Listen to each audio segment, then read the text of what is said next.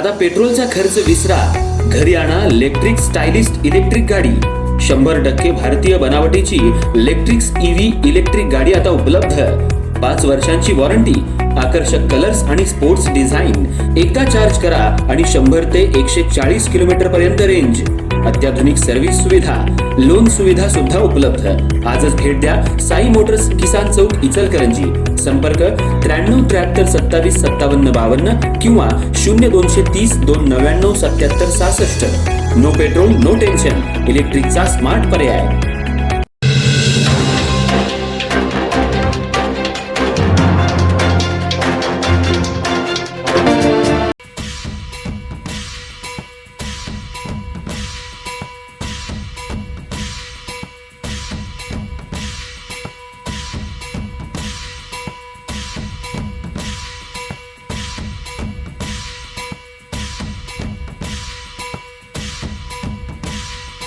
इचलकरंजी शहरात एक धक्कादायक प्रकार समोर आलाय।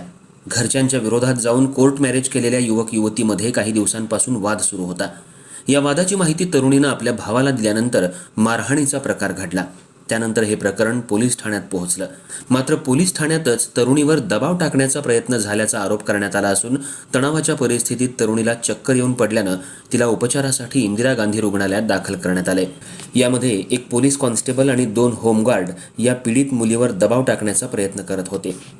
इचलकरंजी शहरातल्या एका परिसरात राहणाऱ्या युवक आणि युवतीनं घरच्यांपासून लपून गेल्या वर्षी कोर्ट मॅरेज केलं होतं। सुरुवातीला दोघांचे संबंध चांगले होते, मात्र गेल्या काही दिवसांपासून दोघांमध्ये वारंवार खटके उडू लागले होते। युवतीनं हा प्रकार कुटुंबियांना सांगण्याचा निर्णय घेतला, मात्र युवकानं तिला घरच्यांना सांगू नकोस असं सांगत धमकी दिल्याचा आरोप तरुणीनं केलाय। तू जर हा प्रकार सांगितलास तर मी माझ्या जीवाचं बरं वाईट करून घेईन अशी धमकी दिल्याचंही तरुणीनं पोलिसांना सांगितलं। यामुळे घाबरलेल्या तरुणीनं अखेर ही बाब आपल्या भावाला सांगितली। माहिती मिळताच भावानं संबंधित युवकाची विचारपूस केली असता दोघांमध्ये वाद झाला आणि मारहाणीचा प्रकार घडला। या प्रकरणी तरुणीच्या भावाविरोधात शिवाजीनगर पोलीस ठाण्यात गुन्हा दाखल करण्यात आलाय। मात्र त्यानंतर तरुणीनं पोलिसांसमोर वेगळी बाजू मांडली। हे लग्न आपल्याला फसवून आणि दबावाखाली करण्यात आल्याचा आरोप तिनं केलाय। तसंच आपल्याला न्याय मिळावा अशी मागणी तिनं केली आहे। दरम्यान दोन्ही कुटुंबीय पोलीस ठाण्यात जमा झाले होते। यावेळी दोन्ही बाजूंकडून आरोप प्रत्यारोप सुरू झाले।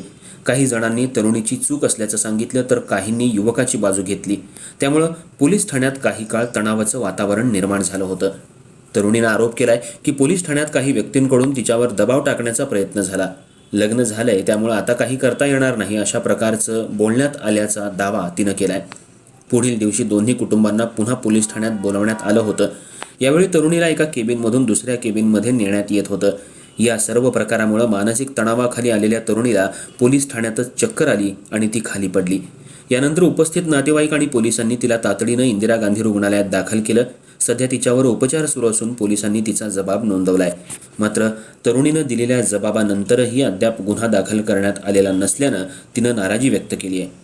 न्याय न मिळाल्यास वरिष्ठ पोलीस अधिकाऱ्यांकडे जाण्याचा इशारा तरुणीनं दिलाय। या संपूर्ण प्रकारामुळे इचलकरंजी शहरात चर्चेला उधाण आलं असून कोर्ट मॅरेज, कौटुंबिक दबाव आणि तरुण तरुणींमधील वाढते वाद यावर पुन्हा एकदा प्रश्नचिन्ह निर्माण झालंय। या संपूर्ण प्रकारामध्ये एक पोलीस कॉन्स्टेबल, 2 होमगार्ड या पीडित मुलीवर दबाव टाकण्याचा प्रयत्न करत होते, पण गेल्या 2 दिवसांपासून हा सगळा प्रकार सुरू आहे।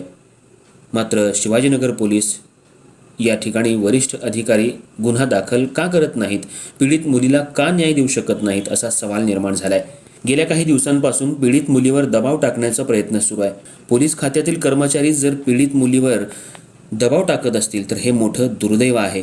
या सर्वांची चौकशी करावी अशी मागणी पीडित कुटुंबियानं केलेली आहे।